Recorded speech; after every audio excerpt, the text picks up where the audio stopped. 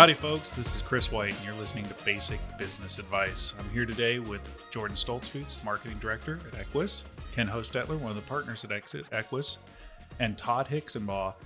Todd, this is going to be a podcast about podcasts, which is interestingly enough something that we'll talk about later that you're doing, but you're a producer.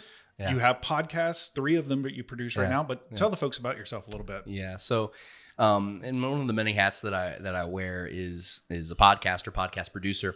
And so the last couple of years, obviously with the pandemic, this has kind of blown up. This medium is, last year in 2021, the average of podcasters that were making money was under 1%. In 2022, it's gone over 10%. So if you understand numbers like that, what that means is that podcasters are now making over 10% more or 10 times more what they were making. And it's just in a year. Wow. And so the industry right now, in 2020, they made $10 billion industry wide. That number is projected by 2030 to go all the way up to $15 to $18 billion. That's with a B. So this industry is growing. It's massive. And it's what I do, and I love it so much. So you say that they're making money off of podcasts. Yeah. Is this indirect, like through their other services, or is this like directly due to the podcast where they're generating revenue? So this is actually directly through the podcast. That's a good question. So, and you're right. There's a distinction there. So many podcasters use their show as a lead magnet. Essentially, it's a lead magnet, right? Basic business. What this is it's sponsor money. It's money that comes from a service like Patreon where they're giving paywall content, right? Or the other thing that's really, really big right now is they're figuring out branding. And so it's just like with movies, when you see there's a Chevy truck that's used in the movie, they're starting now to have product placement. Gotcha. Right. And so they're bringing brands in.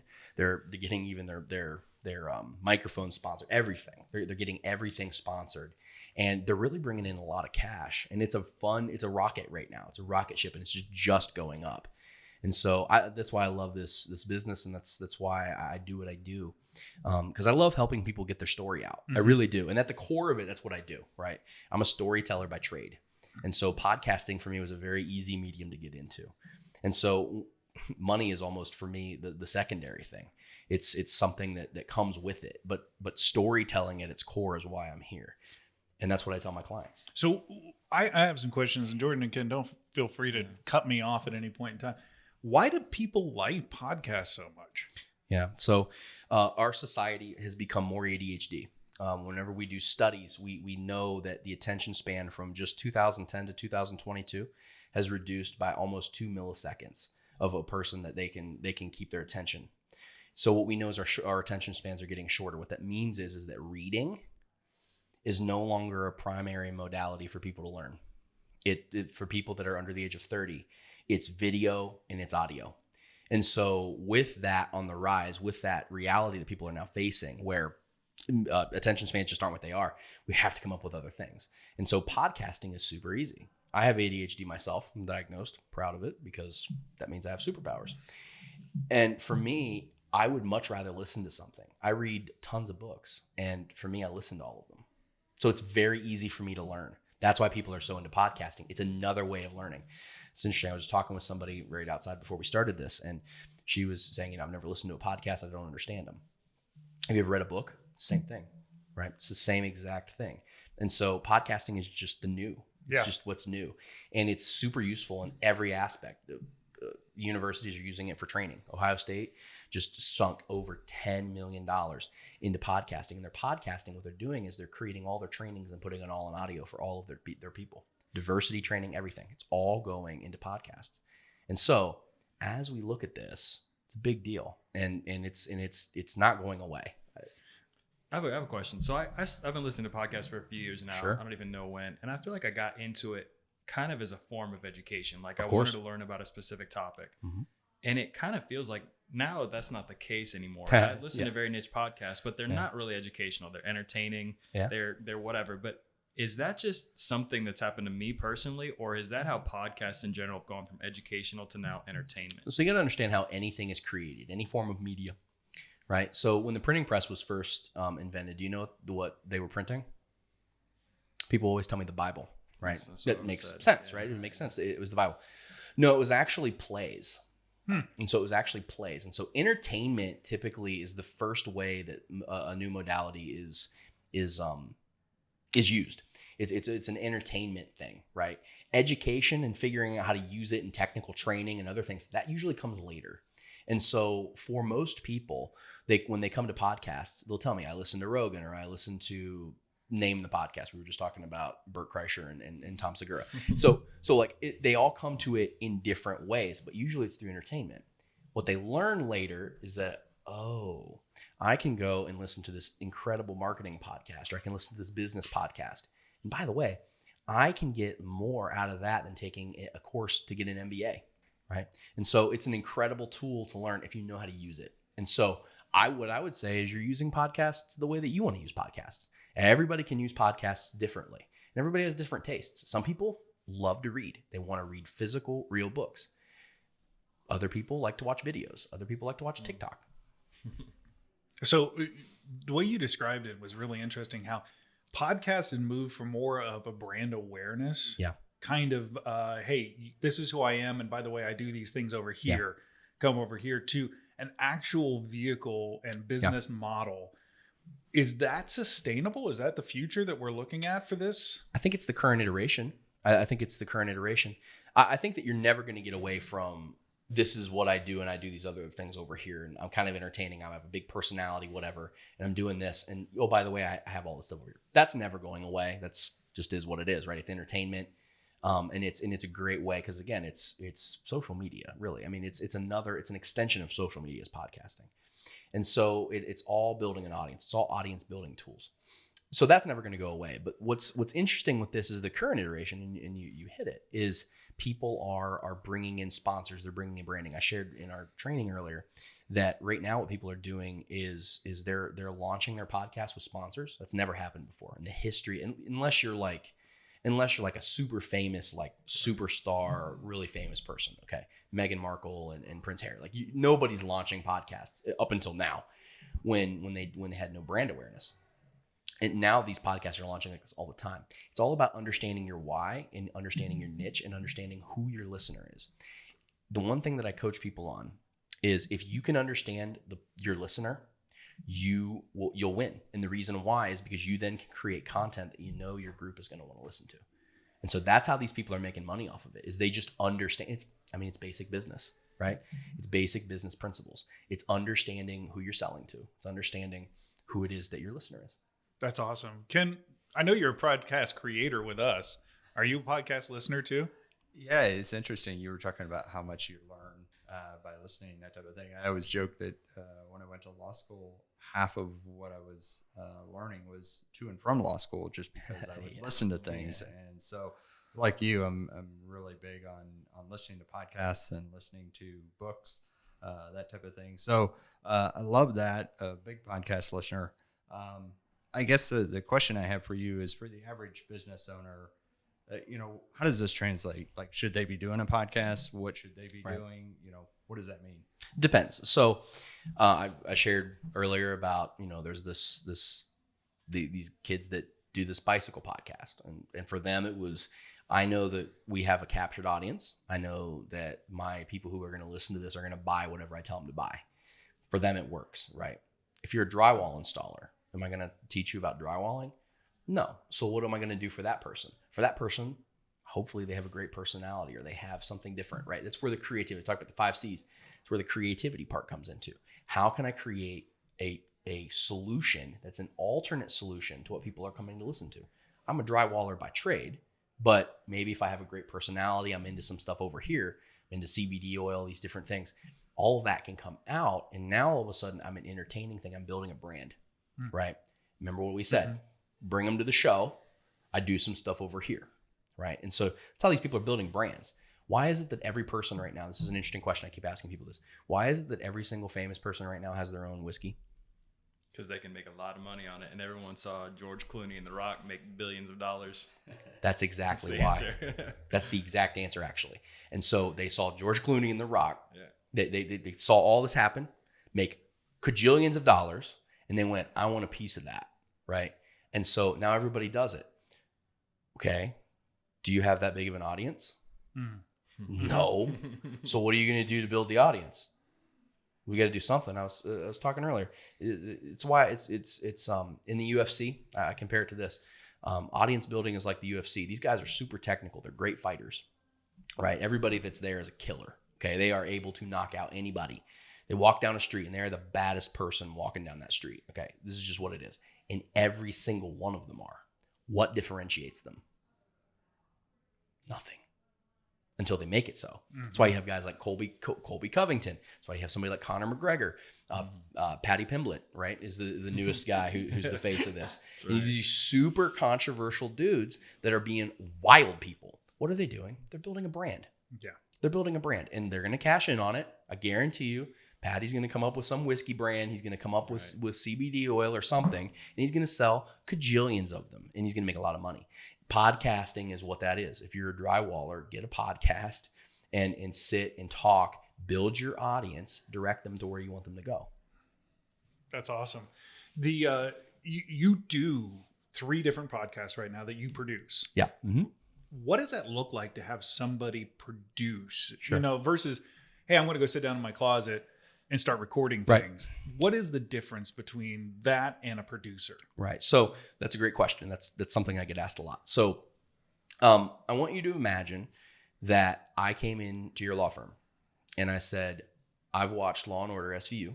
I know a little bit about what lawyers do, and I can do this. And you would look at me and you would say, can you write a will? And I would say, no. And you would say, go sit in the corner, little boy. That is exactly what you would do, right? So it's the same thing, right? It's the same thing. And so there's skill here. There's also an understanding of how to structure a show, right? So a show like this one, it's interview based. You're sitting around a table, and it seems like we're talking. Well, here's what's actually happening right now. You guys are asking me questions. I'm giving you answers. Your brains are working right now to come up with questions and be as engaging as possible. What a producer does that sits behind the scenes, if they're producing a show like this, their job is to make that process easier. That's all they're supposed to do. Shout out Tyler Needing, producer over there. That's all that they're supposed to do. Right. And so they're making the job easier. And so you business people, you understand business, you understand how to do everything.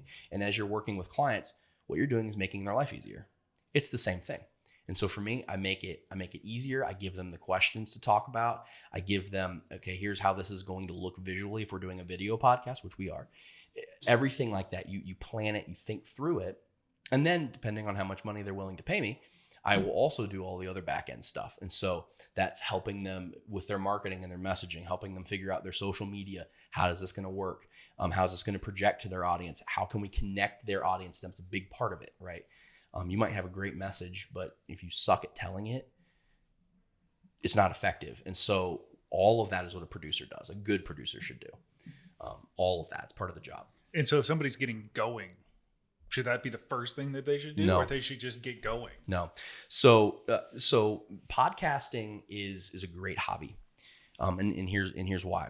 Podcasting is relatively cheap now to get into. Anybody with a microphone, heck, anybody with a phone, now with Anchor, you can literally make your own podcasts just speaking into your phone, right? Just through the Anchor app. Brilliant. It's a great piece of technology. So it's a great, great hobby, and anybody can do it. I think there should be more podcasts. Right now, there's about 50 million episodes in existence that are published episodes. There's only about 2 million podcasts. Comparison, I just read this the other day. There's 49 million YouTube channels. Do you know how many blogs there are? 850 million, approximately. So podcasting is super young. It feels like it's getting very saturated, though. That actually blows my mind. Those numbers are not what I would have expected. So do you know why it feels saturated? Because people launch podcasts, and then it's what we call pod fade in the business. So they launch tons of podcasts, but that 2 million number is active shows. Active meaning they've released an episode in the last 6 months. Got it. And so pod fade is a huge thing. It's a huge thing. And so what I tell people all the time is launch something you're passionate about. The other stuff will catch up later, right? When we launched our podcast, Learner's Corner, it was the first podcast I ever launched, we didn't know what we were doing at all. We didn't know what the difference between a dynamic microphone was, or we knew nothing. We knew nothing about podcasting. No idea. And we just started playing. And through playing, we figured out how to publish the episode. We figured out how to do all of that. Once we figure those things out, it becomes a lot easier. That's why I tell people, just start, right? It's super cheap. You can go on Amazon. You can buy a Blue Yeti microphone for last time I looked, they were like $79 for the Snowball. It's like $150 if you want the Blue Yeti, the nicer one, right? And then just it's USB mic, plug it in to your laptop. Everybody who owns a laptop has a DAW, a digital audio workplace, and just do that. You can record right into it, put it out the content, and see what happens. And that's as simple as it is. If you just want to do it as a hobby.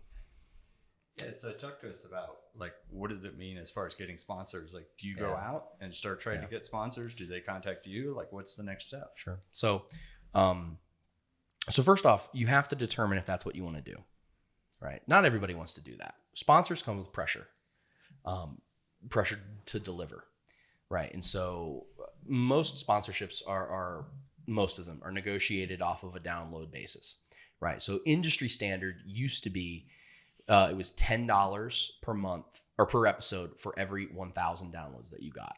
Okay, that was industry standard. It's been flipped on its head now because of what I was talking about with niche stuff and people who are doing that. So the number's a little wonky. But here's the thing, and it goes back to just basic business principles. There's a commodity and there are resources. What am I going to give you that you can't get anywhere else? What's the solution that I'm providing you?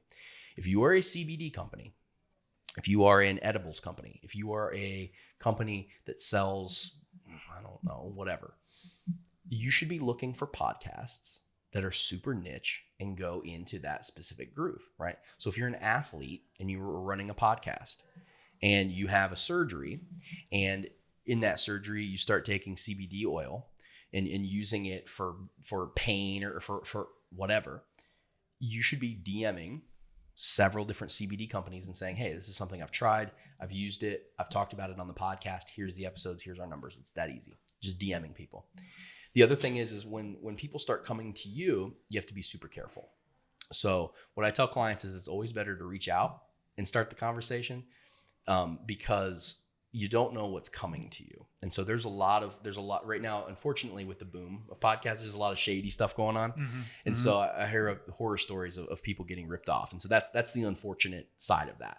But you just do it. And so for me, it's the DM on Instagram and on Twitter. And it's networking at the baseline. It's networking. It really is just that. And so for me, that's why I love networking. I love Instagram and I love Twitter. I love talking to people. I DM people all the time. I was just telling somebody earlier that, the best thing that you can do if you want to start growing any brand is commenting and DMing people. It's the same thing in podcast world. Find the people that are in your niche, make connections, begin to grow your brand, get brand awareness. As you do that, be DMing and networking with these companies. Figure out what their problem is, what they need, and provide the solution for it. It's the same. It's basic business principles. It really is. So I have a question because my favorite live stream podcast is 4 hours long on average. Sure. And I listen to that while I'm doing other stuff, out and about. It's like basically radio. Yeah, basically like a radio, but it's long form storytelling that I enjoy. And then you get people are like 15 minutes and then they cap it. Is there a sweet point in there or is it all really tuned to what you're trying to put out there? So there's science behind this. There's a lot of science behind it. And what we know, and I know this from my day job, right? Just working in the church. I know that the sweet spot for short form is about 25 minutes and under. And it's just attention span. And they've done tons of testing on this, right? Now there's an interesting thing where there's a break point, and the break point comes at about an hour and a half. Once you hit that point, it becomes ambient background noise. It becomes like radio. And so what I tell clients is the worst thing ever invented was the 45-minute podcast because you lose them. And so either you need to go super long or you need to cap it short. And I mean, not to say if you want to go 45 minutes, it's fine. Like you're fine. But when we look at the science, when we look at the data, we just know that that's the reality, is that it's about an hour and a half is the break point where it kind of turns into background noise. We know 20, 25 minutes is where if you're wanting to really give info, and I mean hard hitting, super laser, like I'm teaching you something, 20 to 25 minutes. I don't know, Jordan, what are you listening to of late that's like, where are you at? I'm just thinking, so you keep talking about niche audiences with podcasts, and I think about probably my favorite podcast has been for 4 or 5 years is the Pat McAfee Show. Of course. Pretty well known football. Pat's wild. He's wild, man. He's wild. kind of blowing up. But he puts out 5 shows a week. Yep. 2 to 3 hours. And I listen to 90% of that. Mm-hmm. I listen to at least part of the episode every day he puts it out. I've gone to see him live. If he tells me to buy something, I'm probably going to buy it.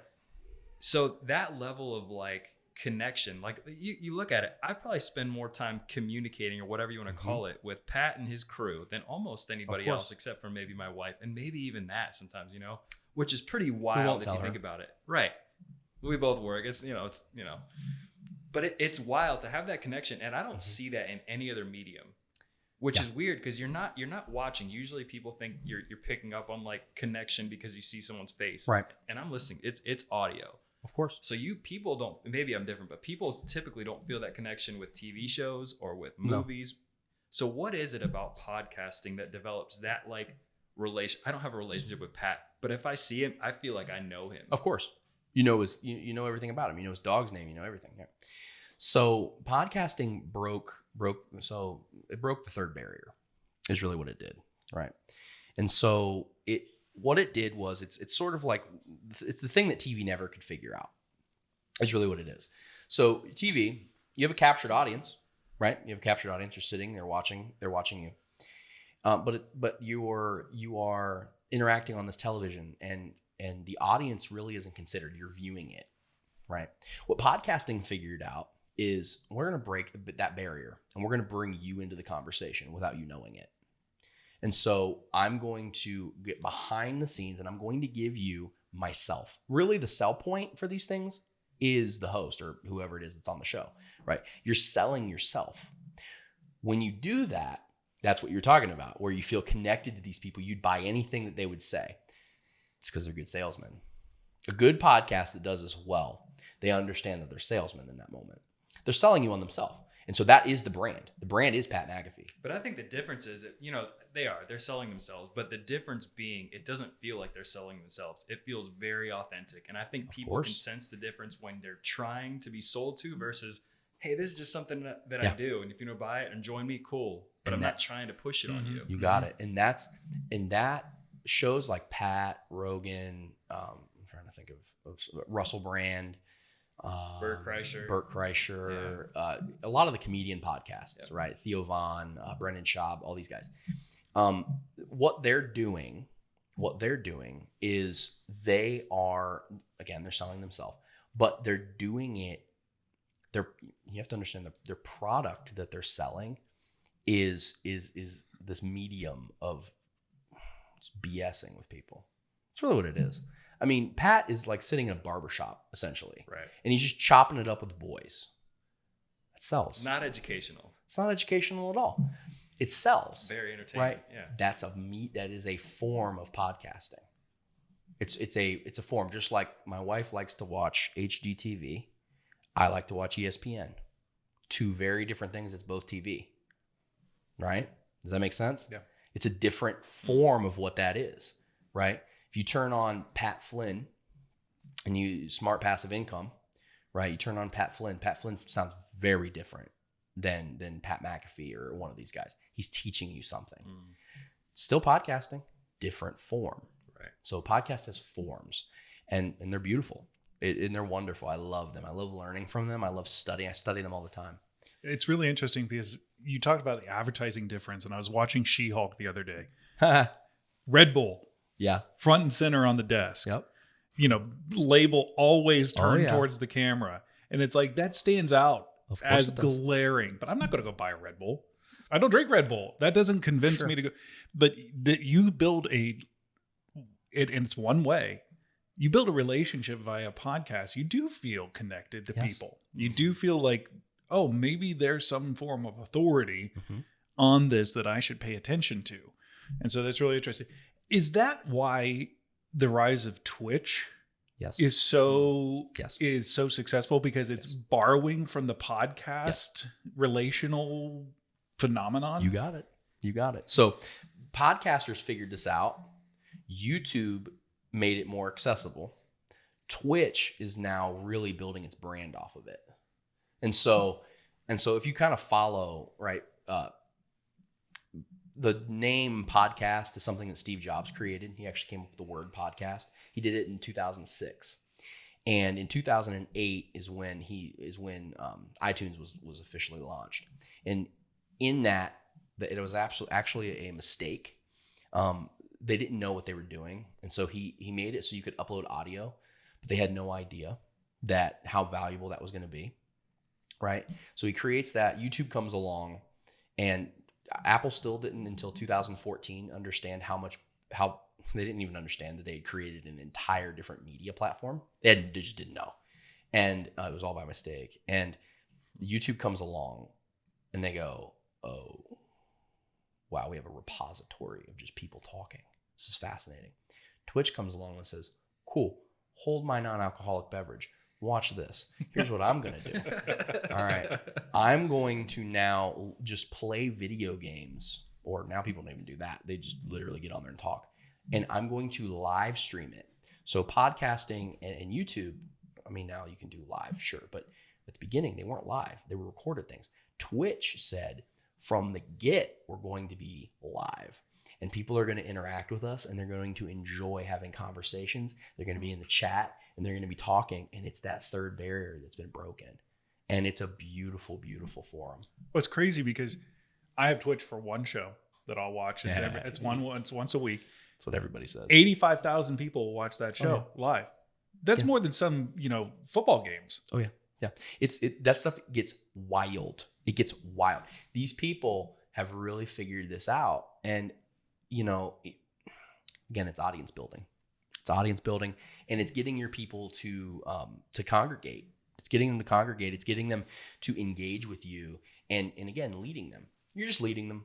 Hey, I'm doing this thing over here. I'm going to be live streaming tonight at 9:00. Tune in. Hey, I have this episode that's coming out next week. You're going to want to tune into that. It's going to be Tyler Needing, whatever. And as you do that, right? I've actually had Tyler as a guest on the Learner's Corner back in the day. And as you do that, you're just leading your audience. It's beautiful. Now I'm going to lead them over here to TikTok. Now I'm going to lead them to Twitch. Now I'm going to lead them over here. And so now you're diversifying your audience, right? Now the kids that are going to catch you over on TikTok are going to catch you there. People who are over here streaming on Twitch, they're going to catch you over here. You're going to get all the exposure, and stuff's going to live on YouTube. And podcast is going to create brand authority. Now I have a diversified audience. So if TikTok goes under because the government of the United States says it's a Chinese asset and a spy and whatever that is that they're saying, who knows? If it goes under, I have all these other things going. Right.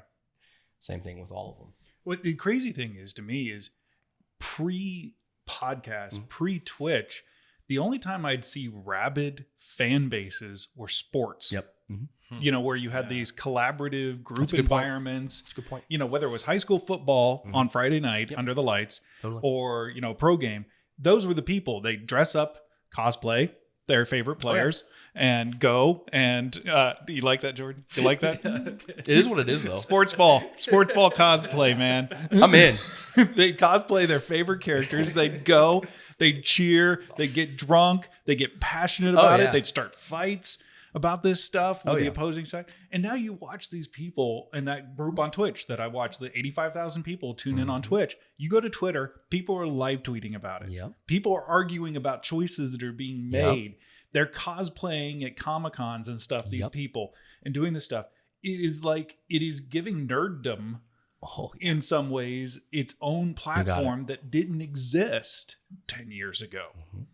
It's a crazy environment. It's that I'll go back, and maybe I should define what I mean whenever I say breaking of the third wall.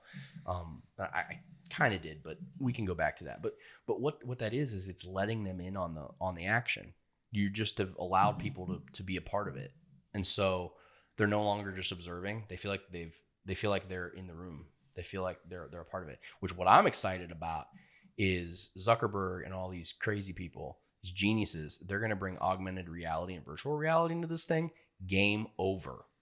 I'm going to be sitting in a studio with Joe Rogan, and I'm never leaving, ever. Right. And so breaking that third wall is just allowing your audience to come and be a part of what you're doing. It's asking them to come along with me instead of watch me. I look forward to throwing on my HoloLens and sitting right there with you. Well, Todd, this was awesome. Thank you so much. Todd was here this morning with us at our mastermind here at Rise Spaces. Shared some great stuff. Todd, people can find you at toddhixenbaugh.com. Yep. Is there any other place they can find you? Instagram, I am Real Todd. Okay. I am Real Todd. I am Real Todd. Okay, very cool. Well, on behalf of Jordan and Ken, Todd, thanks so much. And folks, thanks for listening today. Have a great one.